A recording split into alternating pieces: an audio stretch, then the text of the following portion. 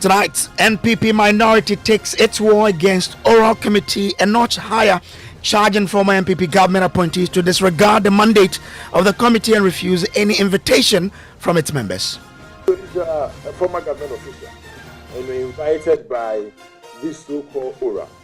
Our advice to you from the minority is to boycott any invitation from the ORA team. We have details as the group describes Attorney General nominee Dr. Ayine as deeply embroiled in conflict of interest. In the case of the Attorney General and Minister for Justice, the Honorable Dr. Dominic Ayine, it is clear he finds himself in a conflict of interest position. We delve deeper into these allegations and more here on Top Story, brought to you by Telecel, Connecting Energies and Holy Insecticide Spray and Coil. Enjoy a holy sleep.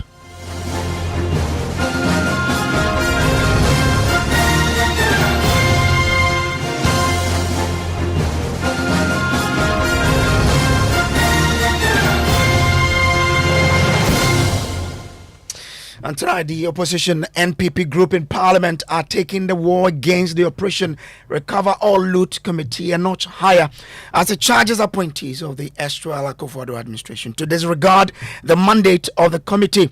Now, the NPP minority have described the oral committee chaired by Samuel Okudzeto-Ablakwa, North Tongue MP, as unconstitutional and one that is without any legal basis at all. Addressing journalists in Parliament, MP for Swami John Dako, who spoke on behalf of the minority, asked former government officials to totally disregard any invitation from that committee. The Attorney General designate is a law professor. When approved, he is going to be the chief enforcer of our laws. When he appeared before the committee and was asked about the legality of this ORA, he justified the unconstitutional establishment and putting together of people who go about harassing former government officials. We believe that the establishment of that ORA committee violates and flies in the face of our constitution. And so one would have expected that a law professor in the person of Dr. Ayine would have condemned it, but rather he justified it. Now his justification is not putting the work of the police CID, IOCO, and special prosecutor and constitutionally established bodies out of business. It is concerning, and we want the people of Ghana to know that no serious country will entertain anything such as this. And so if you are a former government official and you're invited by this so-called ORA, our advice to you from the minority is to boycott any invitation from the ORA team. We are not going to be part of it because we believe that there are constitutionally established bodies that can investigate any so-called misdeeds of the government. What are they doing? What they are doing is to go about disturbing people, entering homes, taking vehicles, seizing vehicles, and more or less taking over lands from people who have genuinely purchased land. Now, it will be recalled that at the vetting of Dr. Dominic Ayine, the issue about the oral became quite prominent, with the MPP insisting the oral committee has no lawful basis, but the nominee disagreed. Supported by Mahama Yarga, the two NDC MPs cited constitutional provisions to back their position that the oral committee is actually grounded in law.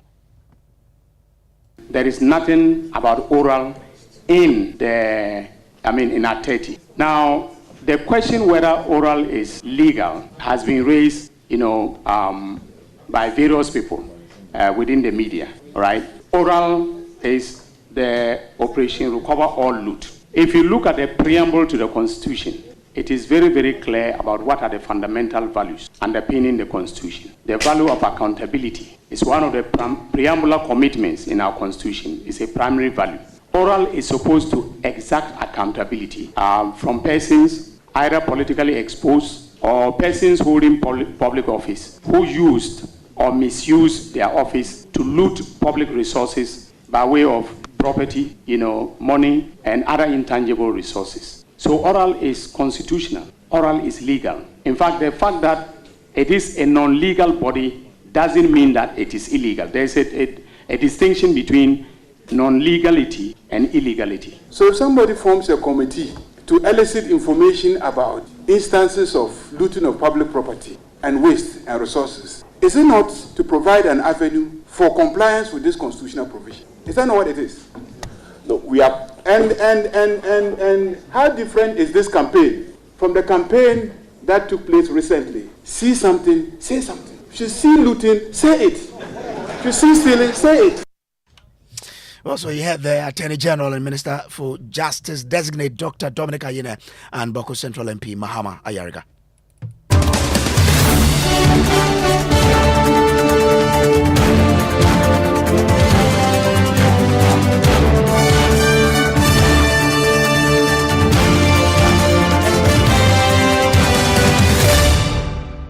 Well, thankfully, we have been joined on the phone lines by Martin Pegbu, who is a private legal practitioner and member of the Operation Recover All Loot Committee. Grateful to you, Martin Pegbu, for joining us here. Now, first, how have you and other members of this committee been receiving the challenge of the legal basis of the committee of which you're a member of? This is how we see it. You see, in the book, The Republic by Plato, Socrates is reported to have said that an unexamined life is not worth living. An unexamined life is not worth living. I mean, in current modern political discourse, they'll tell you that it applies to citizens holding leadership to account. Yes, so we see it as citizens who are asking questions. And so when we answer, it helps the political discourse, it helps in our development, right? We don't feel threatened at all by the questions they are asking because it's a bridge. It's in there, or maybe I should refer to it simply as Kojo, right? Yeah, it's in Act 720, the Whistleblowers Act, that if you see any crime or a civil wrong, you can choose to go to the police, Yoko, etc. Or you can go to your member of parliament, the MD of your company, or if it's not an MD, the head of your institution. You can go to your chief. You can go to your head of family. So if you see Minister X has $1 million under his or her bed, instead of you going to the police station straight, the Act 720, the Whistleblowers Act 6, you can go and inform your head of family so that your head of family will then choose to go with you. Or if you don't want to go at all, he can go alone. When it comes to crimes, etc., it's not always the owner of the thing that is stolen or destroyed or the subject of the crime. Do we need a committee for that based on the education you are giving us? Absolutely. Absolutely. Don't the English say that too many chicken don't spoil a broth, right? And I'm the one saying, Okujeto Ablakwa is an MP. And so if we are all helping the exercise, I don't see anything wrong. You remember when President Kufuor was in office, he set up the Office of Accountability as President Kufuor. At that time, the police were fully functioning. We had Iyoko. We had Shrad, etc. Yet President Kufuor set up the Office of Accountability, right? Yeah, so it's always been there. Kojo, let's read through the Act 720. It helps so that other persons will be encouraged to go and buy copies and see. So it says that under Section 3, it says if you're wrong, an impropriety, and you don't want to go up yourself, you can report to any of these persons. So let's go through quickly. It says persons to whom or institutions to which disclosure of impropriety may be made. 1, disclosure of impropriety may be made, and when they say impropriety, it includes crimes, may be made to any one or more of the following. A, an employer. So at Joy FM, there's a Kwesichum, there's the other one, okay, all the various heads. It says an employer of the whistleblower. So Kojo, you can choose to go and inform Kwesichum instead of going to the police station. B, a police officer. C, the Attorney General. So you've seen a crime. Rather than go to the police station, you are going to the AG himself or herself. D, the Auditor General.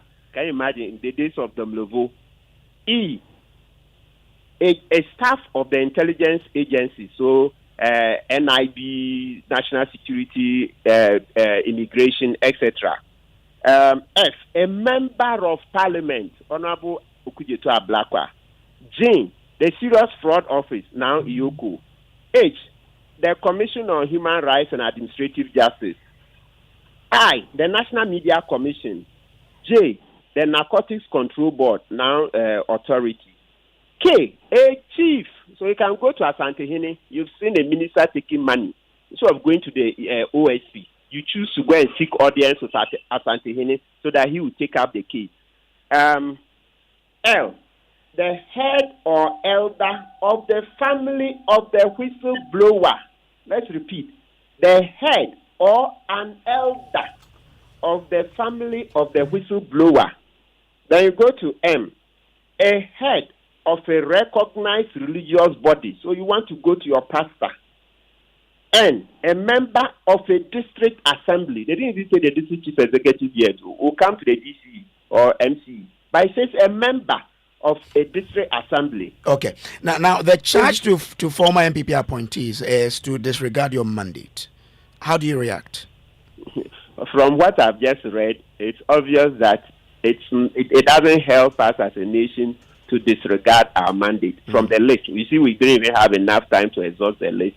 So it's obvious. As I've said, the reason I will not use negative words on their cause is that we are building a democracy together. You remember a few months ago, sure. Yes, I was all over radio asking Ekufuado and Bawumia tough questions. Yes, so that's the same thing they are doing. So to the extent that Ekufuado and Bawumia didn't shut me down, it will look very odd that at this time I'll begin to say people should shut up. No, it would not gel. It just would look too bad for our democracy. So by all means, let them ask all the questions. That's what Socrates said, that citizens also should be involved in the democracy. The more they ask questions, then the better the outcomes, because we'll be careful. We haven't invited any persons at stage one, this phase one. But if you read the NDC manifesto, which the people of Ghana thought was better and voted for JM, they said there'll be stages. So after the phase one, where we are collecting evidence, etc., there'll be stage two, where we would go on to help the law enforcement agencies directly. And the OSP issued a statement yesterday in the half-yearly report. They said they are going to work with oral because that is law. Okay. But as I said, let the minority ask questions. It makes our democracy better. Do stay with me. We also have on the phone line MP for Swami, John Dako, who actually addressed this part of the MPP press conference earlier today. Grateful to you for joining us, John Dako. Is there something the MPP is afraid of regarding the work of the oral committee? Because of it, you are insisting that it is illegal when actually it is explained to you on several occasions that they are simply gathering facts to be presented to the NSAG. Okay. Thank you, my brother, and regards to all our dear listeners. I've listened to my brother, Mr. Pebu, on this issue, and I'm surprised that he goes on and on and on with the Whistleblowers Act. If you look at the law, clearly, the law on disclosure is clear. Section 3 that he read, it lists a number of people, an employer of whistleblower, like he said, a police officer, an AG, auditor general, a staff of intelligence agency, a member of parliament, serious fraud office. Everybody should look at Section 3 of the Whistleblowers Act. Now, if you take Honorable Okujeto Ablakwa, who is a member of parliament, and so if anybody feels that some crime has been committed, it can go to him. Let's ask my friend, my learned friend, does he fall into any of these categories? Is he a member of the National Media Commission? The former police officer, Kofi Boache, is he a member of the Narcotics Control Board? Mr. Domlevo, is he a member of the District Assembly? Is he a chief? Is he a head of any institution? Is he a head of any recognized religious body? The Whistleblowers Act he's talking about has the people you can disclose an information to, not a group of people set up by a president. In any case, what formed the basis? And we've made this point that when now His Excellency the President John Dramani Mahama set up the oral committee, he was the president-elect. He did not hold any executive authority. Okay, but back to my question what about legal authority did he have to set up the ORA in the first place? Okay, I get this. So when we say that that committee is unconstitutional and is illegal, we are saying that because from the start, from its foundation, it had no basis. Okay, I get it, but I'm only asking that. If there is nothing to be afraid of, why does it hurt if a government says, I want to form an oral committee to help me gather information on people who have looted from the state?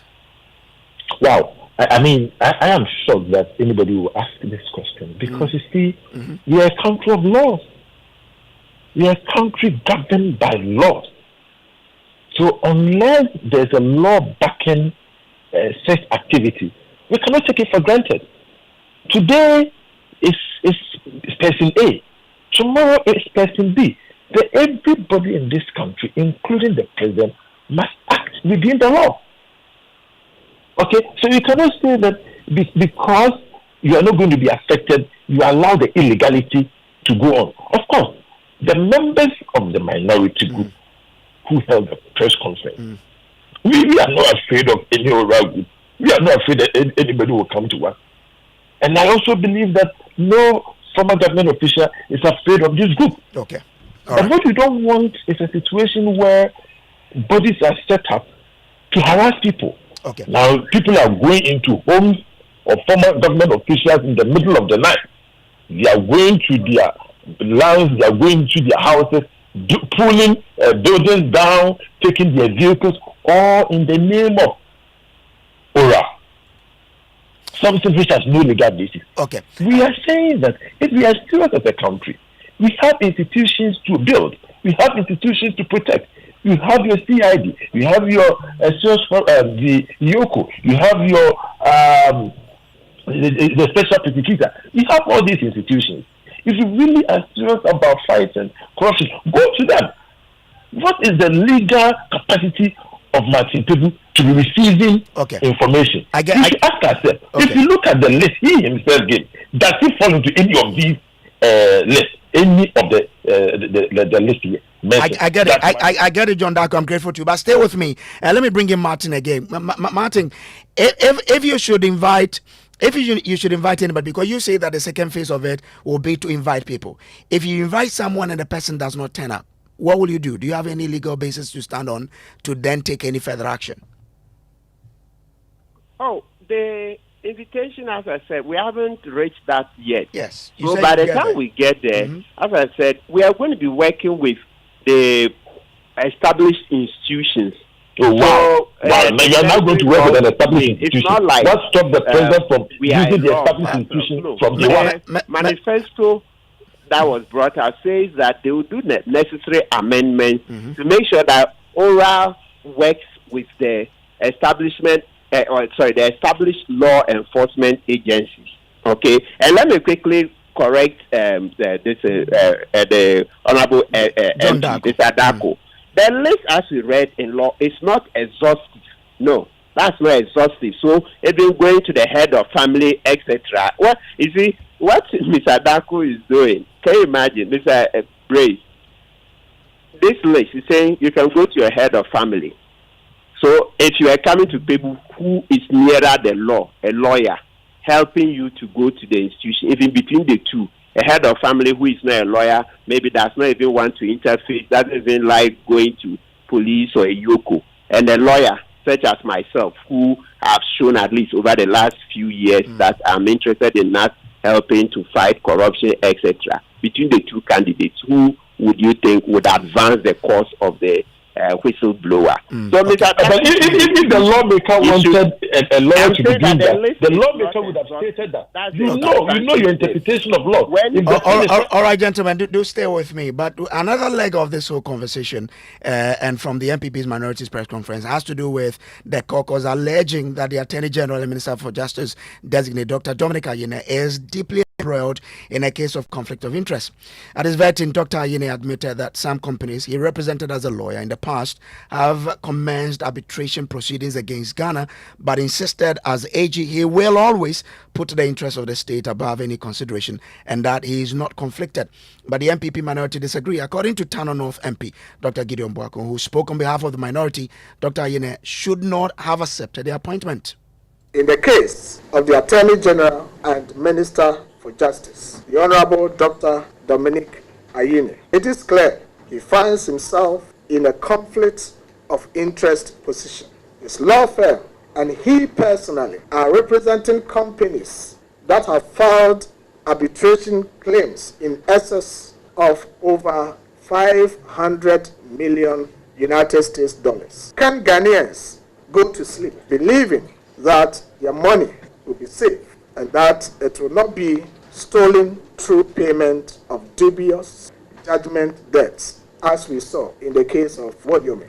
Ladies and gentlemen of the media, watch the space for GP, GC, and Cassius mining arbitration claims against the government of Ghana. In any serious country, we believe the Attorney General designate would not have accepted the appointment. Mr. Attorney General designate, why the public tribunal? What is our High Court not doing right, necessitating the creation of the public tribunal?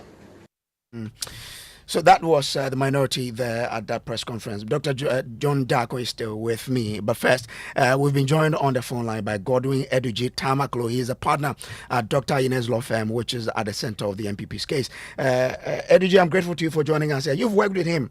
First off, what makes him the best hand for the AG job? Okay. So, once again, good evening to your cherished listeners. I just think that with the greatest respect to our listeners, the MPP minority are just engaged in political grandstanding.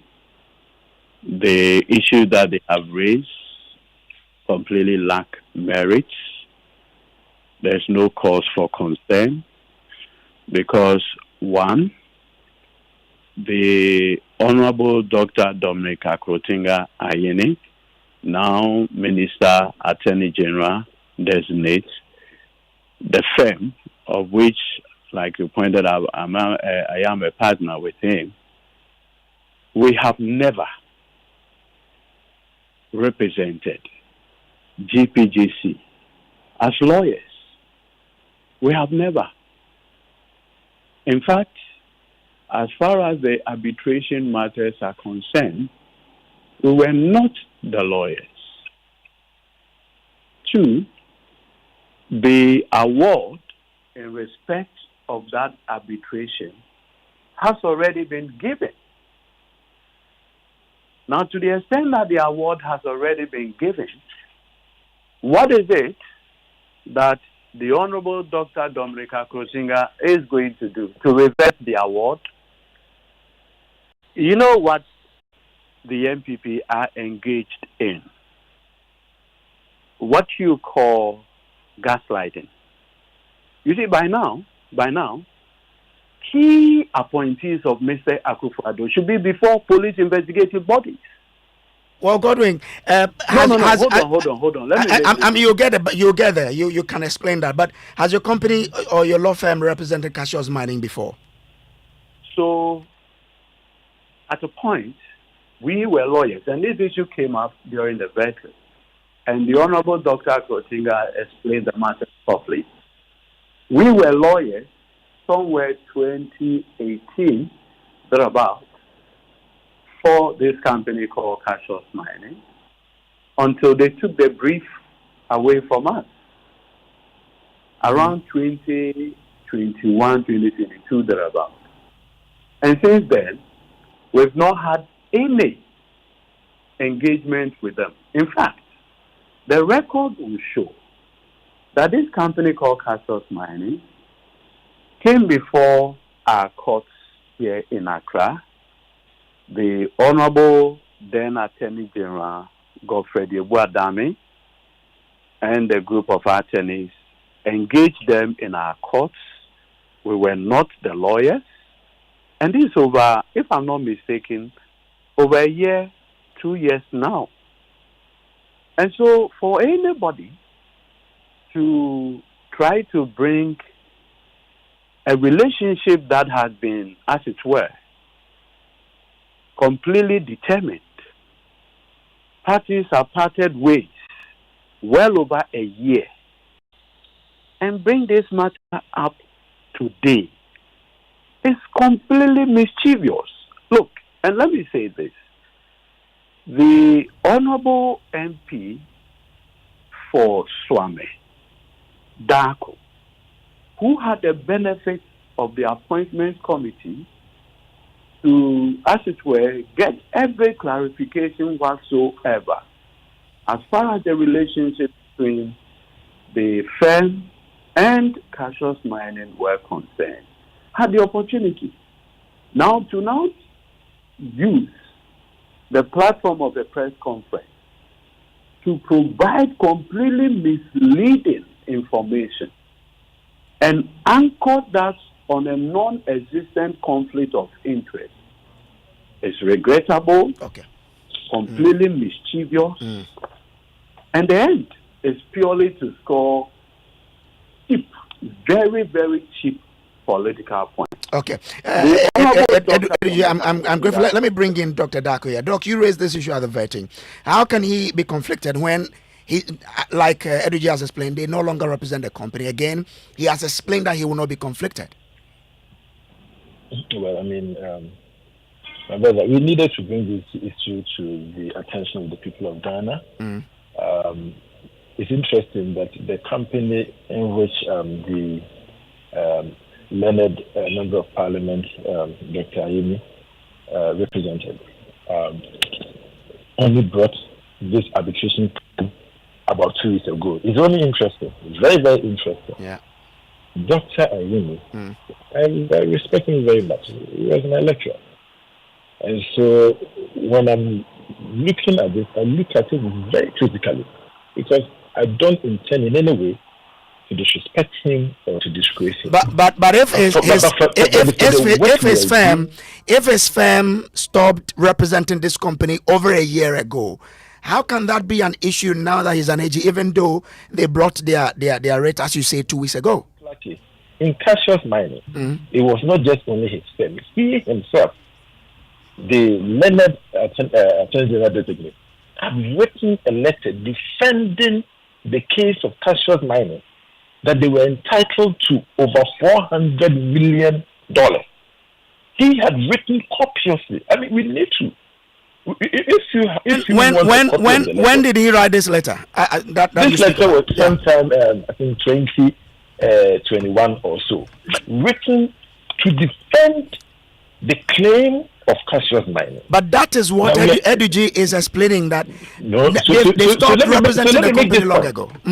Let me make this point. So at the time he was writing this letter, at the time he was making this claim, he believed in the case of Cassius Mining. And then let's be careful as a country. NDC wins election 2-3 weeks after the company in which Dr.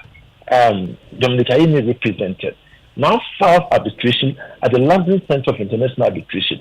Now, do you know that when this matter goes to arbitration, that letter alone from Dr. Dominic Ayeni, he acknowledged, he wrote that letter about 2 pages or 3 pages. I read part of it at the vetting committee. That letter alone, when it's submitted to the arbitration, will be the end of Ghana's case, because he will be the Attorney General by the time this case goes to the London Center for International Arbitration. And they will tell him that you are now the Attorney General defending the Republic on this. Even at his best, when he wants to defend the Republic at his best, the arbitrators will tell him that you cannot approbate a reprobate. You cannot at one point say that these people were rights were breached and that they are entitled to $440 million. And now that you are Attorney General, you are changing your mind, even when you want to change your mind. And so, but the Attorney General can decide. The Attorney General can decide not to represent Ghana. Get other lawyers to do so, can't he? No. Okay, so my brother, you are missing the point. Okay. If he doesn't go, he is still the Attorney General, and the lawyers for Cassius Mining will present that letter to the arbitration committee. The Attorney General of Ghana, who is sitting at home in Ghana right now, he was our lawyer. He wrote this letter, and so he sent the people to now come and defend the republic. Look, you cannot approbate and reprobate. Okay. For us, okay. I'm grateful to you. Let me bring in Martin Pueblo. Martin, you are in the middle here. You are a lawyer. Do you see any conflict of interest at play here? So, what we can look at, on the face of it, no. But as I've always stated, look, we saw the last 8 years. So I'll be the last person to start gagging people. Lawyer Bawku is an MP. I'm sure he knows how to activate other, facilities and institutions. Then he can dig further. They can dig further, and then we'll see if something good comes out of it. Even if something doesn't come out of it, it helps with our democracy. Yes, so that's what I'll say for now. I'm grateful to you, but before I wrap up, let me go to Eduji. Eduji, so, I mean, the MP, who is also a lawyer, still insisting that your boss is in a conflict of interest situation here. I mean, what should be the next step? And I'll give you a classic example. In the first term of President Kufuor, we started the prosecution of a man called Malam Isa. The firm that represented Malam Isa was Derry & Co. and was Derry's law. Subsequently, during his appeal, the Honorable Ambrose Derry, if I recall, became the Deputy Attorney General of the Republic. Does it mean that his initial representation of Malam Isa changed by raising? Everything must be looked on a case-by-case basis. Like I told you, this arbitration started right here in Cassius felt we could not represent them, their interests better, and went for a different law firm. Eduji, I'm grateful to you for joining us here on Top Story. Brought to you always by Telecel, Connecting Energies and Holy Insecticide Spray and Coil. Enjoy a holy sleep. Up next is Newsnight.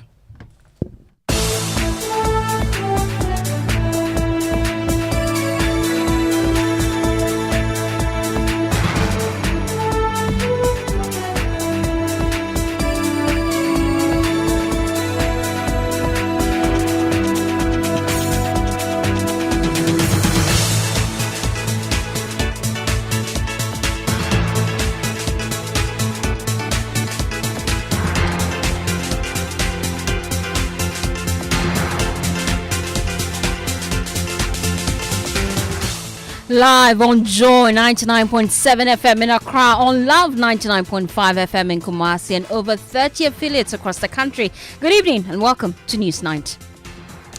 And coming up tonight, National Peace Council cites the use of social media by factions to spread hate speech, which is fueling the Bawku conflict, as it lauds President Mahama for his commitment to ending the decade-old feud.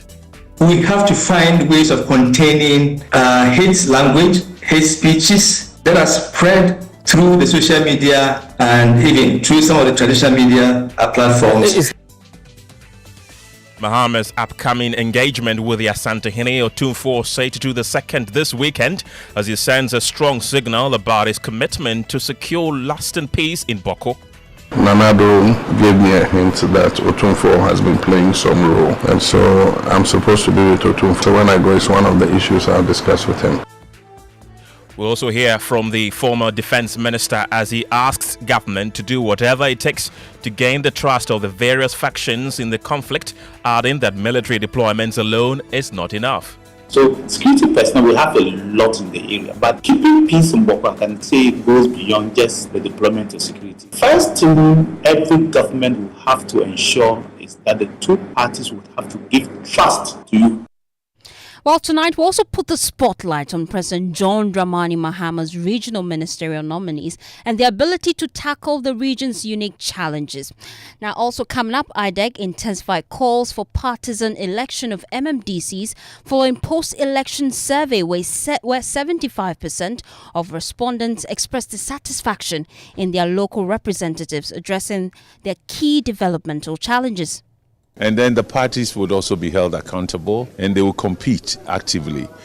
We've tried one system, it hasn't given us the results we need satisfactorily. Can we try others? Also coming up, fire service establishes dedicated fire units in markets as it deploys a task force to all markets whose duty will be to patrol the markets at night and conduct risk assessments. Is to ensure that this market task force is really activated. The market task force is going to conduct risk assessment. Prepared to pay more for fuel prices in the coming months. You have details for you in 30 minutes. And in sports, former GFA Executive Council member Sekwe Kupama joined calls for an overhaul of the Black Stars technical team and insisting there is no justification to keep them at post. And later, scrap dealers reclaimed demolished Agbogloshi markets and they are confident of the NDC support. They removed us forcefully, but did nothing on the land. It is turned to rubbish dump, nothing else. Yeah, it was very bush. I will give you videos. Initially, we couldn't even come here to stand as we are standing here. So we are here because we were here, and the government of the day, I think, will support our businesses. We have details of that and more here on Newsnight. My name is Fostina and I'm doing this with Kenneth, Gyasi. Details after the break. There's a business in every woman, from the young lady brimming with exciting and novel business ideas to the market queen managing her empire. There's the she architect, quantity surveyor, realtor, business consultant, crafting dreams into reality, and the multitasking mom seamlessly blending work at home. The entrepreneur, meticulously checking stock, to the corporate woman, sealing deals on the move. Indeed, there's a business in every woman. Introducing Telecel Women in Business, our initiative to empower women-led and women-owned enterprises. Benefit from tailored activities, networking, business and technical support, free webinars, trainings, and more. To join this initiative, be a female-led business and a Telecel business customer. Visit telecel.com.gh/business to register now. Telecel, connecting energies.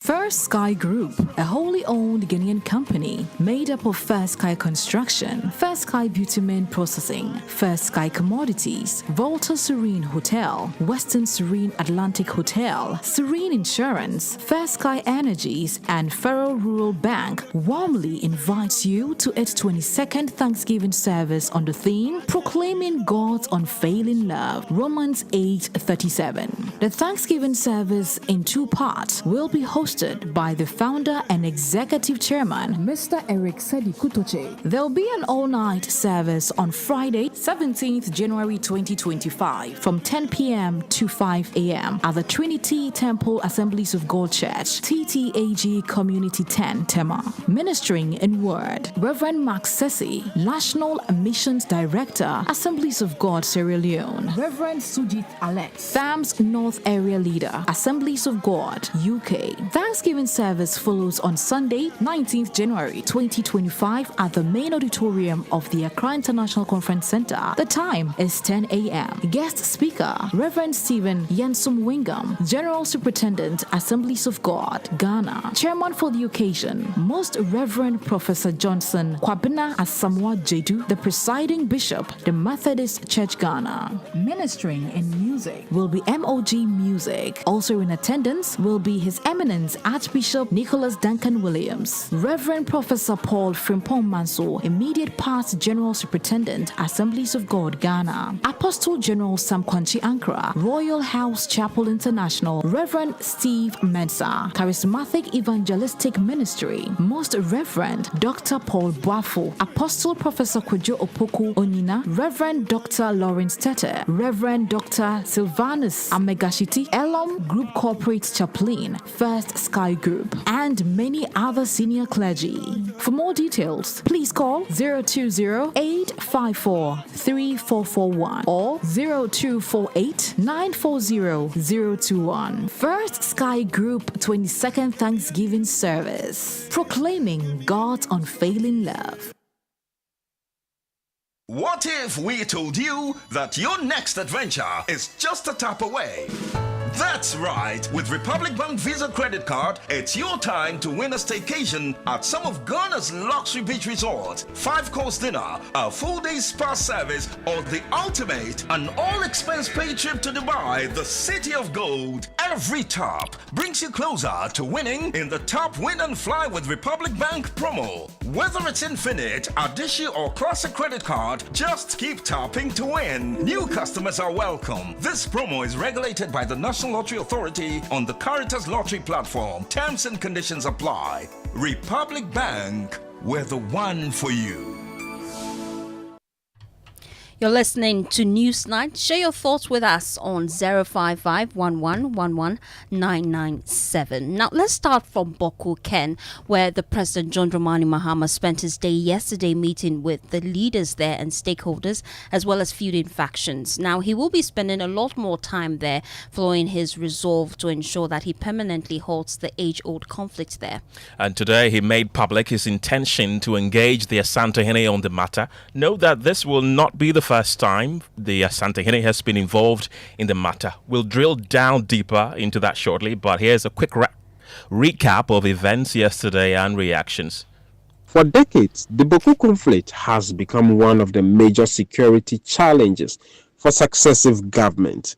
President John Dramani Mahama, on his first visit to the area on Tuesday, after getting a renewed second term in office, has affirmed his vow in an interaction with the people to end the crisis. During the campaign, I stated that if God granted our desire and I was elected president, bringing peace to Bawku was going to be one of my number one priorities. And so I decided to come and assure you that we're going to work very hard to make sure that we bring peace back to Bawku. But how does John Mahama intend getting it right this time around? We will do the appointments of the Minister of Defense, the Minister of Interior, the National Security Advisor, the National Security Coordinator, the BNI Director, and all the others. And when these appointments are made, I'm going to charge them to make Bawku one of the number one priorities that they attend and deal with. Security expert Dr. Vladimir Nchidanso and Dr. Victor Doke believe President Mahama's move to prioritize the matter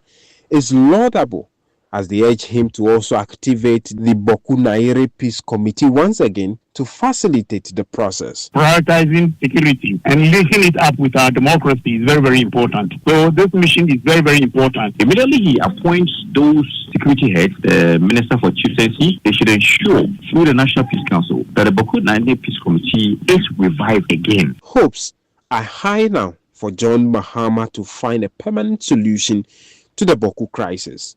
James Savage's report for Joy News. Well, Fostina, we've been hearing from the National Peace Council, which has also been lauding the president's commitment and timely intervention. The council also cautions against the use of social media to spread hate speech. George Amo is the executive secretary of the National Peace Council, and he spoke to Blessed Soga on PM Express last night. We have to find ways of containing hate language, hate speeches that are spread through the social media and even through some of the traditional media platforms. Is that becoming a common trend where the feuding factions are now resorting to social media? Yes, they do. They do, and as latest as I think 2 days ago, like I've said, I received a post, and I mean the content is not good. So we have to do all that we can, but the signal is very important. The president has begun very well.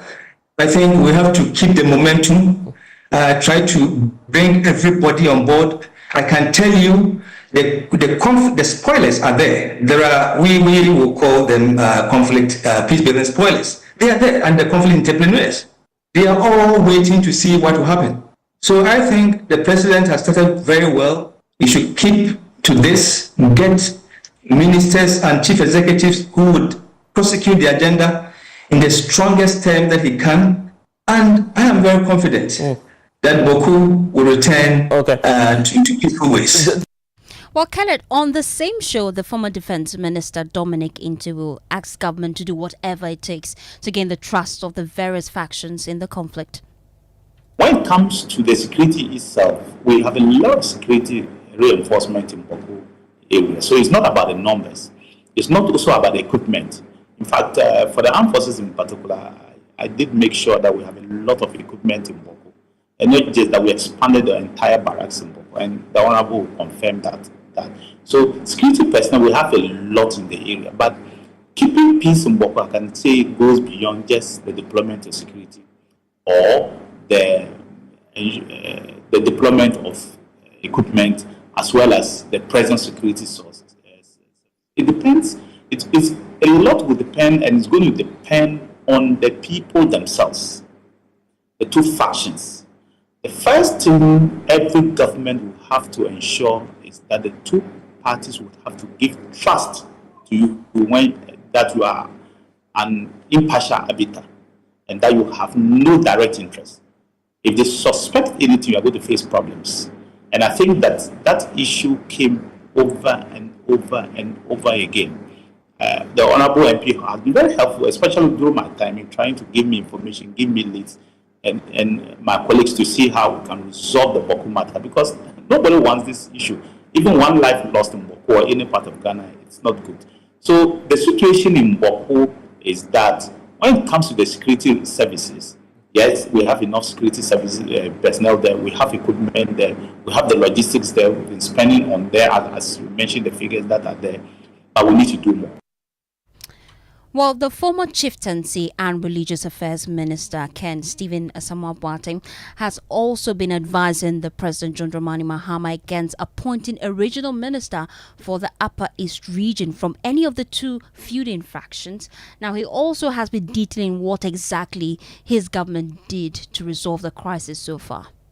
The people who are appointed must be very carefully selected. The people who speak on the matter must be carefully evaluated.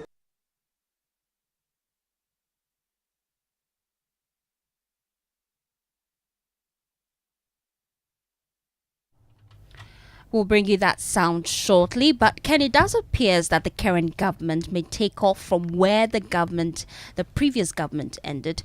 President John Dramani Mahama is set to visit the Ashanti, the Otumfuo II this weekend, possibly just to involve him in the peace talks. We'll be listening to the president shortly, but let me just bring you that sound that I promised to bring you of Stephen Asamoah Boateng giving advice to John Dramani Mahama. Politically, they were undertones. And so, me being a politician as well, but we must take ourselves and give it back to the chiefs. And so we then handed over the responsibility of finding the peace led by Otumfuo, the Ashanti, Otumfuo II. First of all, don't appoint a native of the Bawku or the Kusak to be the regional minister. That's number one. Don't do it. It's emotional subject. And the native always, if you are not careful, have some emotions with it. I almost succeeded. Unfortunately, somehow Abagri found himself in Bawku, and that erupted before we left office. We can now listen to President John Dramani Mahama, who has served notice that he will be visiting the Ashanti as he looks at resolving the issue at Bawku. I just came to appeal to him to exercise restraint and patience, and his subjects to exercise restraint and patience, and trust that we'll resolve this matter amicably. So I'm just appealing to my father that they should exercise patience while I set up the government. And so as soon as that is done, we might have to invite my father, but I cannot sit in Accra and invite him. I have to come in alert him in advance that an invitation like that will come. In my last briefing with Nana Akufo-Addo before he left office, he briefed me about some mediation efforts that they were undertaking. I wish to be able to discuss it with him and see how we can continue that effort. I know that he and the late Yebonra and Otunfo were the ones who solved the Dagon problem. Nanado gave me a hint that Otunfo has been playing some role. And so I'm supposed to be with Otunfo on the 19th of this month. So when I go, it's one of the issues I'll discuss with him. And whatever comes out of it, I will inform my father. Well, that was President John Dramani Mahama. A year ago, the Ashanti Otunfo Tutu II outlined his intervention in the conflict when the former chieftaincy minister asked for his intervention. Bawku eguso afenia buso enu omodi afena mi be shia yi nyina so ye de abotre no nokra how bia ma mo bia kan so bia be kan asem ni eti. I am still on the Bawku issue. I have called all factions separately, in peace and in truth. We will sit and listen to the issues.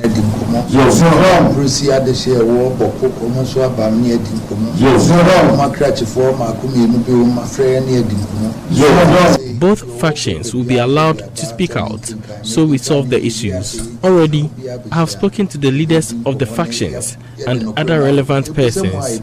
Some have submitted documents to be studied, so we will look into all of that.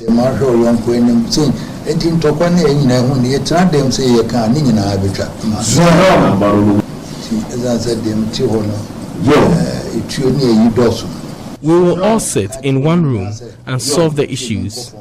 I have asked them to lay down their weapons.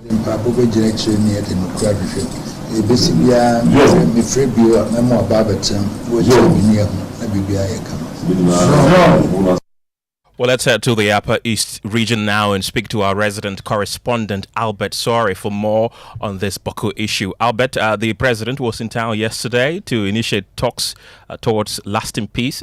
What is the talk in town after he left?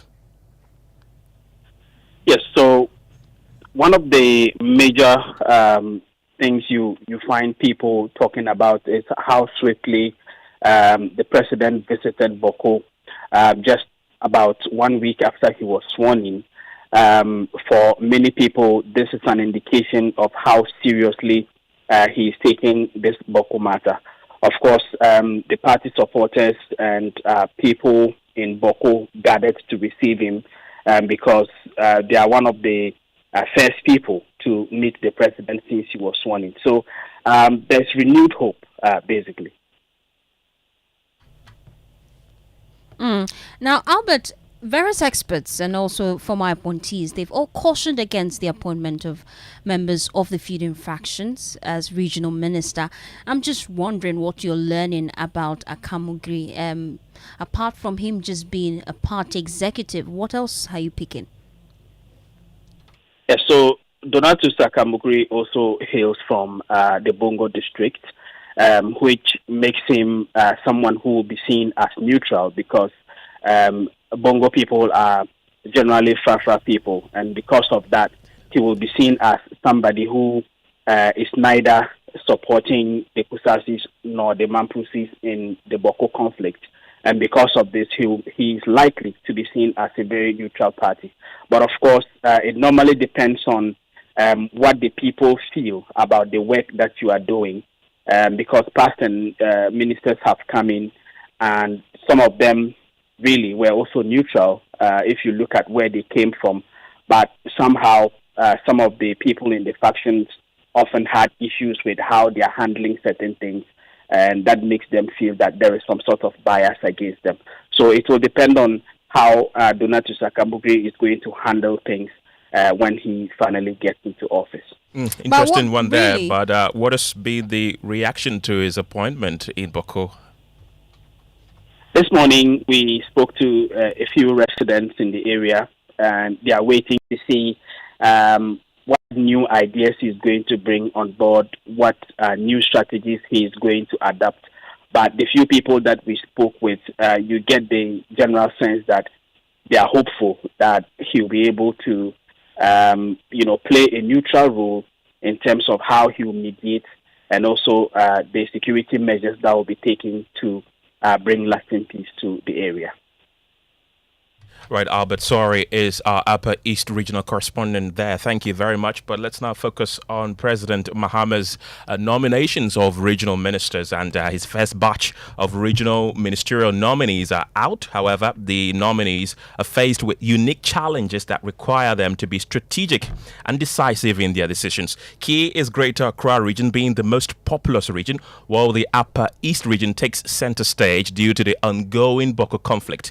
My colleague Mami Mitchell Thompson takes a look at the challenging roles confronting the nominees in the following report. From tackling urban congestion and unemployment to resolving long-standing conflicts and restoring development, the nominees are stepping into roles that demand strategic leadership. Linda Obenewa Akwele Uklu is nominated to the Greater Accra region. She entered Parliament on the ticket of the NDC following the tragic death of her husband, William Uklu, in 2017, and retained her seat in the 2020 and 2024 general elections. Even before her nomination, she was sure of being rewarded.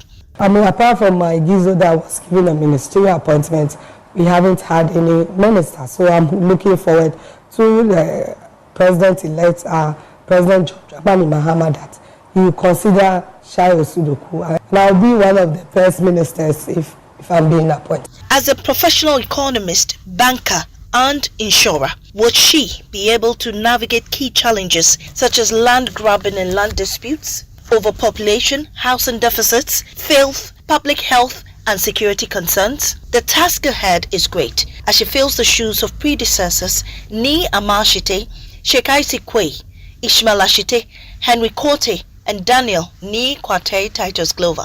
But even before she is vetted, she intends to prioritize road construction, electrification, water, and other social development projects in her constituency.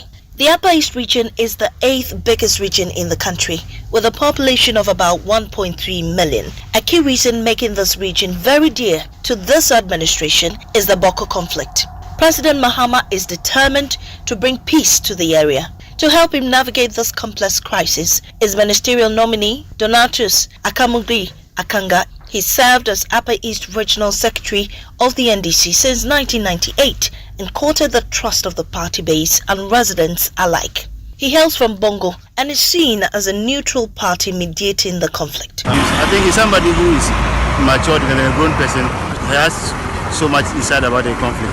For me, as a son of the Upper East region, someone from Bongo to be precise, I know and hope that concerning our Bawku conflict, I know that he's someone that can work together with all the tribes. Northeast region's Ibrahim Tia, if confirmed, may have to focus on infrastructure development. For the Eastern region's nominee, Mrs. Rita Kosha Ajay Awate, will have to face head-on illegal mining, chieftaincy disputes, and youth unemployment.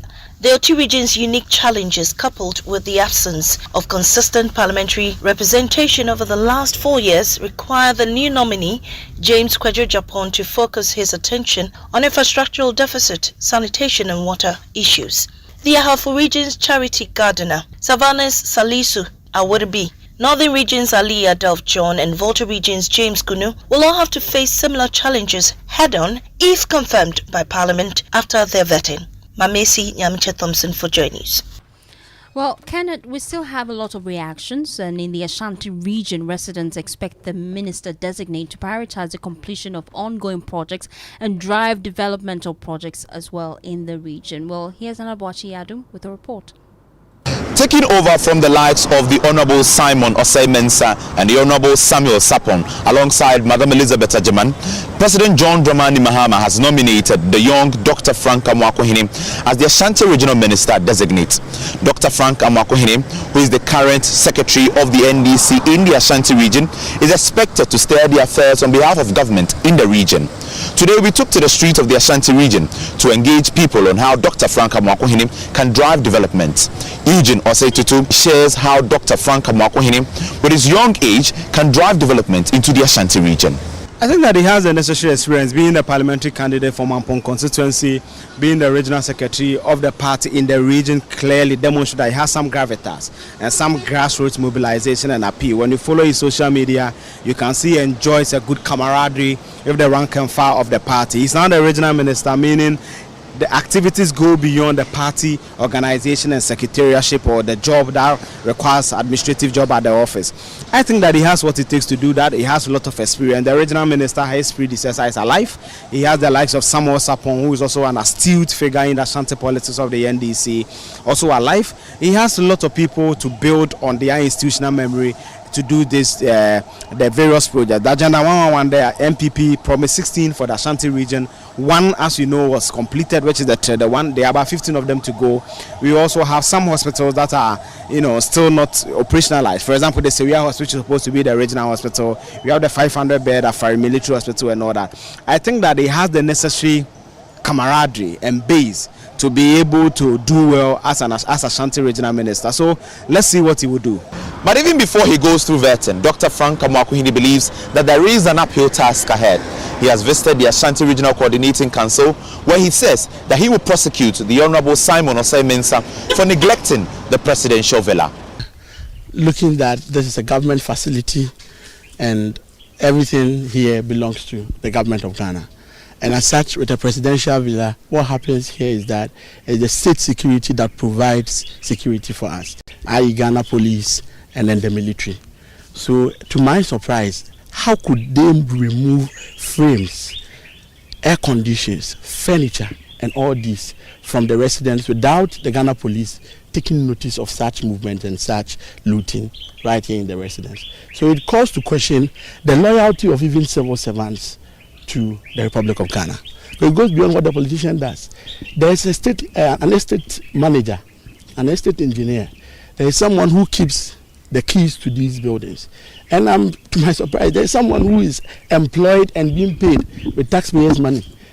So if we had left the place without even someone keeping the keys, it would be better off. We wouldn't pay salaries, let alone to even spend on anybody for us to come and meet the buildings in the state. So you see, we're going to launch an investigation into all this, because one, it will introduce to know how the regional minister had a residence.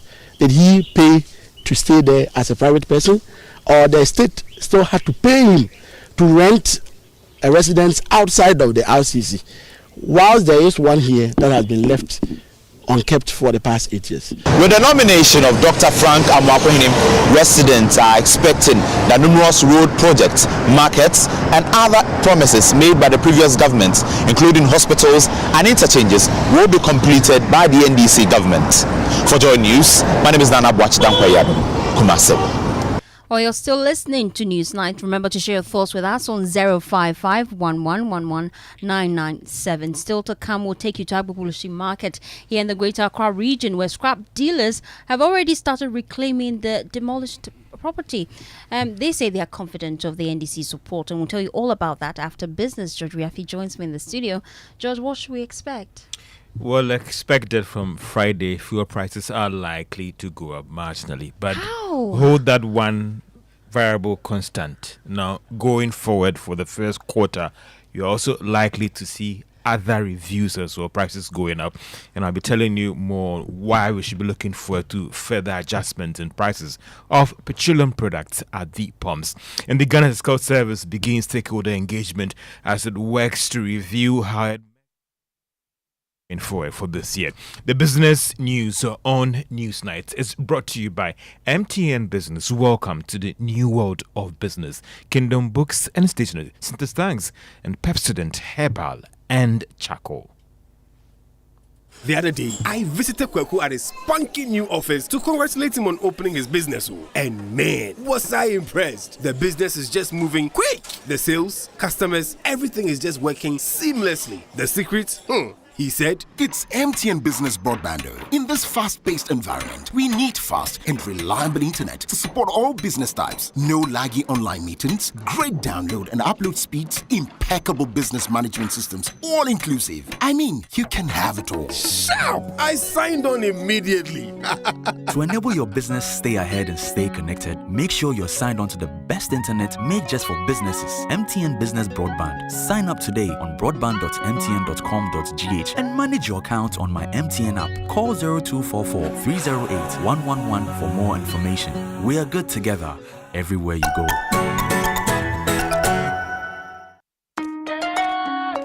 Son, we are so proud of you for setting up this hospital. I really love those hospital beds and waiting chairs. By the way, did you import them? No, Dad, I didn't. I actually got them from Kindle Books and Stationery right here in Ghana. Wow. We also bought our office supplies, safes, executive desks and chairs from Kingdom, and they gave us expert advice on how to set up our office. Guys, that makes 3 of us. I also got our sofa and bedroom sets, plus our dining hall furniture for our new home from Kingdom. Wow, Mom, that makes 4 of us. I usually get my stationery items from Kingdom, and my teacher also mentioned that our classroom furniture was provided by Kingdom. So there you have it. Whenever you're thinking about setting up an office or acquiring furniture for your home, etc., Kingdom Books and Stationery should be your first point of call. With over 40 years experience in the industry, we stock and supply a wide variety of globally sourced office and home furniture, stationery and equipment. Visit our head office, Osu Akwaje, or our office near the Osu Stadium. We're also in Tema Community 1, opposite Olam SHS, Kumasi KNUST campus, UCC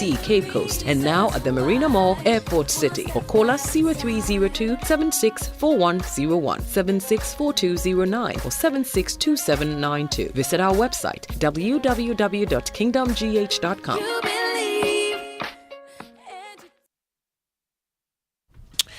You're welcome back to Business on Newsnight. Now, I expect to pay more for prices of petroleum products in the coming weeks. That is, if the current pressure on the Ghana cedi is sustained, while prices of crude oil on the international market continues to rise. Chief Executive of the Chamber of Oil Marketing Companies, Dr. Rebutting, is now making the case for government to take a second look at some of the levies on the various petroleum products. I believe as a government, something can be done to, in one way or the other, stabilize the pricing regime. Okay. One thing you need to understand is that today the pricing of petroleum products are deregulated, fully deregulated. So you don't expect an OMC to buy crude oil product from a BDC at a higher price and sell at a lower price, thinking that the government is going to intervene. Everything is a pass-through cost. Today, there is energy debt recovery levy, there is energy fund levy. There are so many levies surrounding the energy sector, which the downstream has no role in it. You understand? Why are we putting all those levies in the petroleum prices? I am urging the new government to look at the pricing policy and, if possible, take some of the levies from it so that the population will enjoy from an affordable fuel going forward. And that is the Chief Executive of the Chamber of Oil Marketing Companies, Dr. Rebutting. Meanwhile, the Bank of Ghana today sold some $20 million to the bulk importers of petroleum products. Now, this is to help these companies with important finished petroleum products for the market. Now, the program, that is, the Bank of Ghana has used this initiative to actually assure the importers that they can have access to dollars when they need to import their products into the country. However, $1 was actually sold around 14 Ghana cedis, 94 pesos. It shows that price that they sold the dollars to these importers has been going up over the past days. Two other stories. The African Center for Energy Policy is calling for the commercialization of bulk oil storage and transportation company, as well as listed on the Ghana Stock Exchange. The center believes that this might be one of the surest ways to deal with the supply challenges that has hit the country and also ensure that there is some accountability in the institution. Kojo is policy lead at the African Center for Energy Policy, and he has been speaking at a press conference on Ghana's downstream petroleum sector. The market we operate now shows that we do not need bust. Or if we continue to have bust, then we should commercialize it and list it on the stock exchange. This will ensure transparency and accountability in bust operations while reducing the burden on consumers. That's another 12 pesos kicked out of the payment. Thirdly, Kojo Yaoche is the policy leader at the African Center for Energy Policy. The Ghana Statistical Service has begun a stakeholder engagement to review how it measures inflation going forward in the country to bring in other items and instruments to make it more relevant to current developments on the economy. According to the Statistical Service, this is very crucial in order to have a better approach in calculating the rate. Here's data scientist at the Ghana Statistical Service, Simon Chibubu.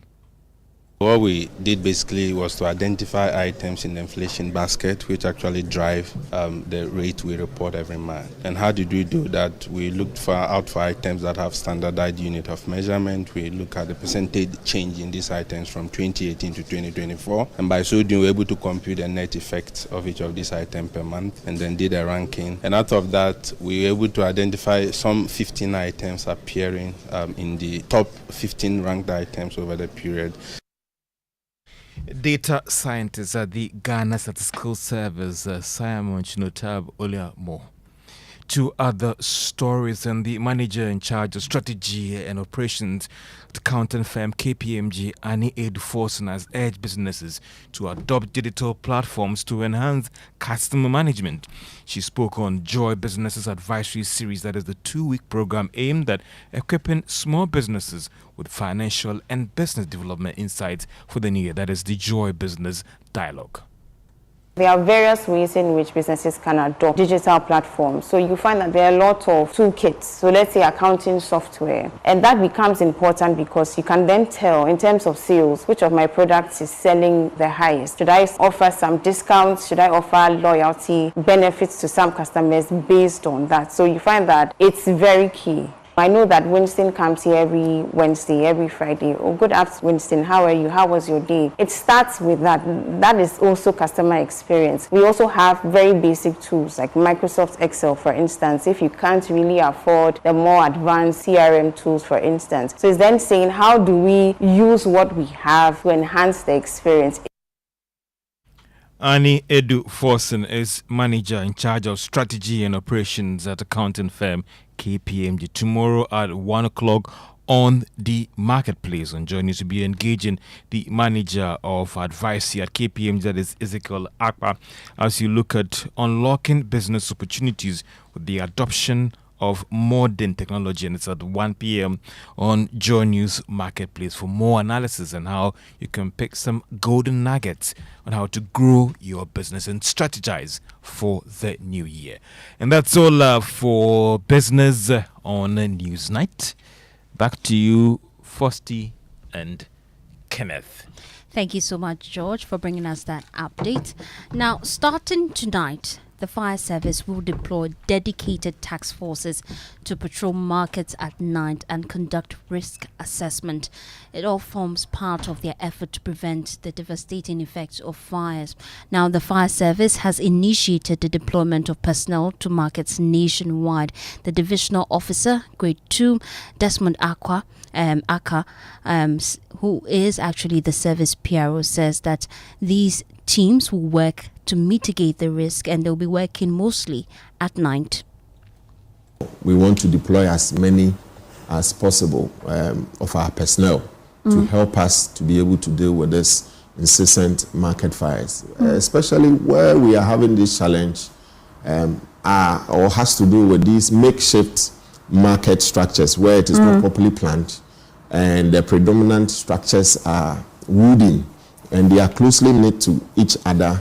Illegal wiring connection is very rife in some of these markets. So what we want to do differently from what we've been doing in times past is to ensure that this market task force is really activated so that they get to the doorsteps of these traders. Again, the market task force is going to conduct risk assessment in some of these markets such that the hazards will be identified, the risks will be mitigated so that in effect, the collaboration between us and the market managers as well as the various stakeholders within the market space will work closely to mitigate all these challenges, whereby we are even directing the managers of this market to contract certified competent electricians or electrical engineers to be able to help them put in their wiring installations in order. Well, meanwhile, the Ghana National Fire Service is urging government to expedite the procurement of fire tenders, as many were out of service as of June 2024. Desmond Aka noted that the service has managed to repair several tenders using its limited resources. We have not hidden it from Ghanaians. Since, let's say, for the past 3 years, we've been talking about the fact that we are challenged. And we've made our case known to government and the good people of this country that we don't have it all. And as I speak, a place like Upper West, where we had 12 of these vehicles down, now we have all of them back on the road. Some of the faults were dysfunctional radiators, brakes, beacon lights and all that. So the faults ranges from minor to major. So for all the tenders in Upper West, all of them are back on commission, in commission. OT, 8 tenders were out of commission as at that time. As I speak with you, 3 of them are back on road. Efforts are being put in place to repair the remaining fire tenders. It's now time for sports, and Razak Musbao is here with the latest. Yes, Kenneth. Well, former Executive Council member of the Ghana Football Association, Sekweku Palmer, has been speaking to Joy Sports, and he believes that the former Borussia Dortmund coach, Otto Addo, and Curry Black Stars coach, has not done enough to keep his post as the gaffer of the senior national team, and he needs to be sacked. Well, Otto Addo has endured a very disappointing start to life on his second come, winning just 2 of his 10 games since his appointment. Well, Palmer, he believes that the FA should take a decision regarding the coach and not wait for a directive from the government. He further told Joy Sports that he's hoping that they will live up to the expectation and make sure a verdict is passed on Otto Addo's performance even before the Black Stars' next World Cup qualifying game in March. Away from Otto Addo, President of the Ghana Football Association, Kenneth, has filed nomination to contest for a seat on the CAF Executive Committee. My colleague Muftar Nabila has more on this very story. Kurt Okreku, who ran unopposed for the seat on the CAF Executive Committee representing Wafu Zone B. Sources indicate that Jibril Hamidu, president of the Niger Football Federation and the current Wafu Zone B representative on the CAF Executive Committee, is vying for a position on the FIFA Council. This development follows an agreement reached in March 2021 when Mr. Okreku withdrew his bid for the CAF Executive Committee position. At the time, he reportedly agreed to allow Mr. Hamidu to continue as the Wafu Zone B representative on the EXCO, while Okreku assumed the presidency of Wafu Zone B. As a result of the agreement, Mr. Hamidu secured a seat on the CAF Executive Committee, while Kurt Okreku took over the leadership of the regional bloc. For this year's elections, Joy Sports understands that Mr. Okreku has secured the unanimous backing of Wafu Zone B members to represent the bloc at the CAF highest decision-making table. Similarly, the bloc is also fully supporting Mr. Hamidu's bid for the FIFA Council seat. Well, that's my colleague Muftar Nabila there, and Kurt Okreku looks certain to, be on the CAF Executive Committee. Good news for Ghana football. And happening, I think it's just about an hour from now is the big game between Tottenham Hotspur and Arsenal in the English Premier League. Well, so Razak, that's one of those matches I wish both teams actually lose. You always say this. I don't know how that's possible, how 2 teams can play and lose. But thank you very much for bringing us sports. In our climate focus tonight, maize yields have increased for farmers in the Achema and Wabia, just south district of the Ashanti region, by 38% compared to the national average. The Promoting Agroecological Practices for Improved Maize Production and a Healthy Environment project has directly benefited 550 farmers and impacted over 2,000 others indirectly. About 87% of farmers exposed to the agroecological technologies have expressed interest in adopting and scaling up these practices in their farms. Mahmoud Mohammed Nuruddin has more. All that we have been doing is bringing the practitioners here, showing them the processes and the value. But then we realize that if we don't take care, we'll continue to be confronted with the challenge of still changing the mindset of the elderly, changing the mindset of the elderly producers. So we have also targeted the young ones, right from the basic schools through to the agricultural colleges, to give them an exposition. The preference study shows that about 87% of the people who have been exposed to our technologies, our agroecological technologies, have expressed the desire to adopt and to scale it at their farm level. And that percentage is very high. So we are very, very hopeful that with additional support in terms of funding, we will be able to scale out these agroecological practices to other areas. PAPISHI, or the Promoting Agroecological Practices for Improved Maize Production and a Healthy Environment Project, is an initiative aimed at changing farming in the Achoma-Wabenja South District. Established at CD, the project focuses on agroecological practices that enhance sustainability, increase yields, and benefit the environment. Dr. Kofi Boa is the director for the Center for No-Till Agriculture. Frequent plowing, hoeing, turning the whole area down is not good, because we need to actually help stabilize the structure of the soils. Structural stability is very, very important in soil health building, and that is why we emphasize no-tillage farming. Then we make sure that the soils are covered, pretty much covered all year round. And so, whenever we prepare the land, coming from the natural vegetation, we leave everything on the ground to form a carpet of mulch on the soil surface. Fostina, let's go to Agbogboshi now. Yes, indeed. Scrap dealers, they have reclaimed the former Agbogboshi onion market site, which was demolished nearly 5 years ago. Now, despite lacking official authorization, the group expressed confidence that the current NDC administration will not oppose their return because the land has been idle for a while. My colleague Sweetie Apochi was there earlier today. She interacted with some of the scrap dealers. Let's listen.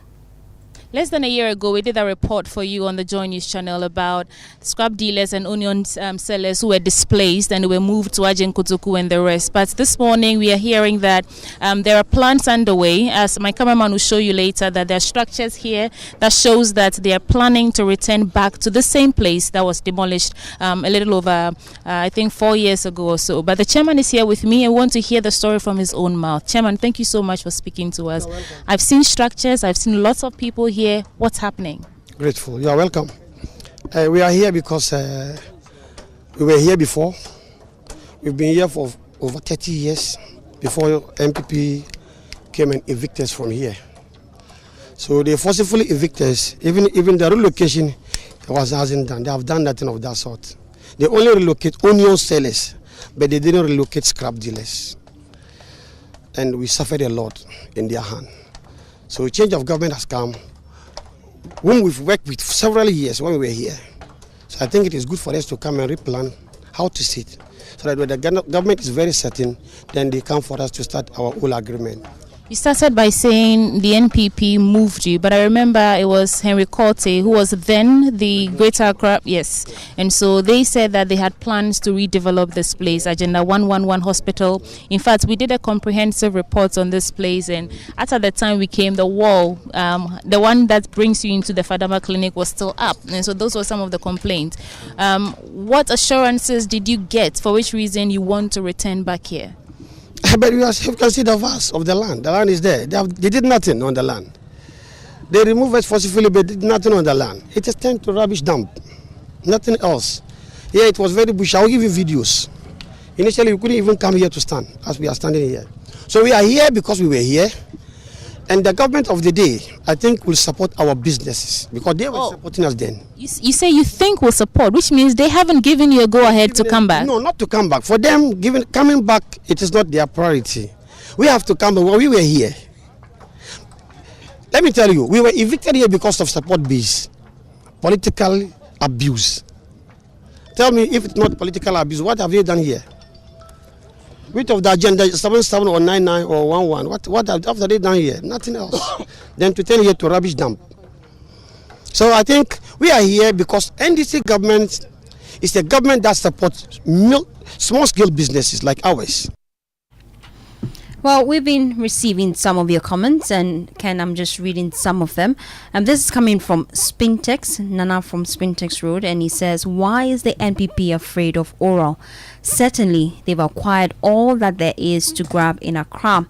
Musa from Asawasi also says, why is the minority so afraid of oral? Whether it has legal backing or not, if you're truly innocent and not part of any looting brigade, there's no reason to run away. And Sam Bannerman from the United States also says that John Dako asking the former government officials to boycott the oral committee invitation is very unfortunate. If the former government officials believe they have nothing to hide, why will they disregard oral invitation when they are called? And this is from Wolaku at Adidome. He says, by law, the one the whistleblower reports to is not by any provision mandated to invite the person alleged to have committed a crime. Well, to other stories now, the National Labour Commission has confirmed that it was unable to meet the striking Colleges of Education Teachers Association of Ghana to continue negotiation talks due to the absence of education, finance and labour and employment ministers as a result of the change in government. Well, the Executive Secretary of the Commission, Ofosu Asamoah, says the arbitral award CTAG is demanding, for which reason they have embarked on strike, can only be addressed if the sector ministers from the three ministries are present during negotiations. Meaning of the strike, we invited them today. This strike is as a reward of an award, arbitral award that was given the CTAG last year or so.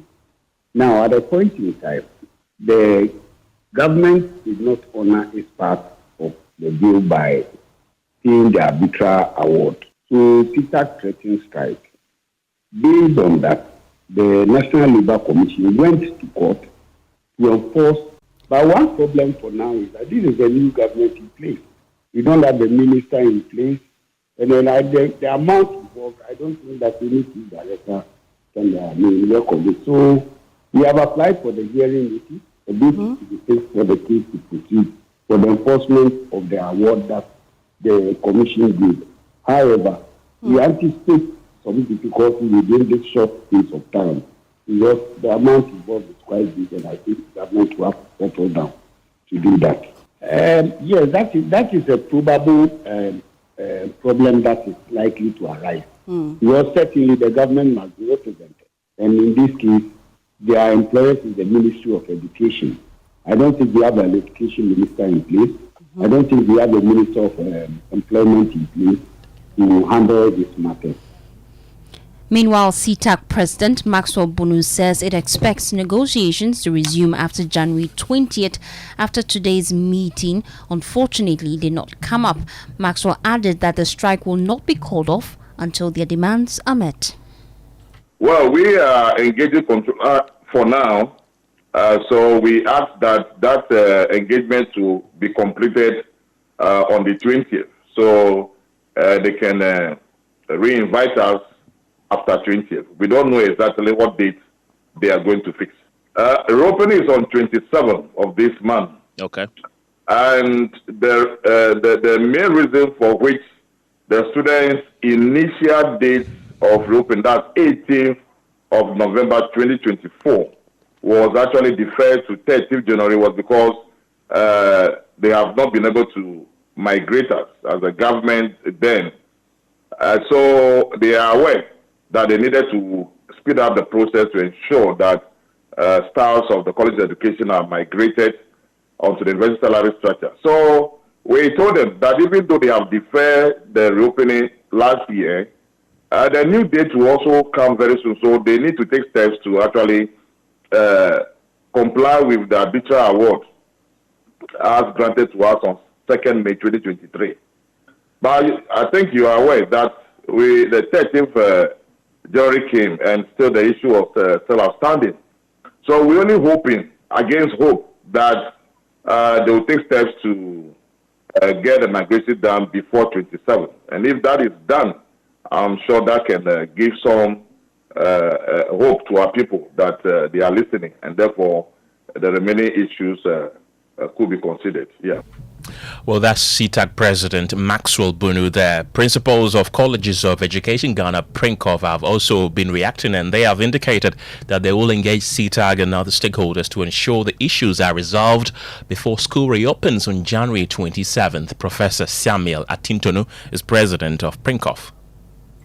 Yes, even this postponement that came due to some reasons have actually affected the academic calendar. The academic calendar stands has to be revised in order to be able to accommodate this time changes. Yes, the academic calendar definitely is going to be affected because we were supposed to start with the academic year for level 100 to level 213 of January.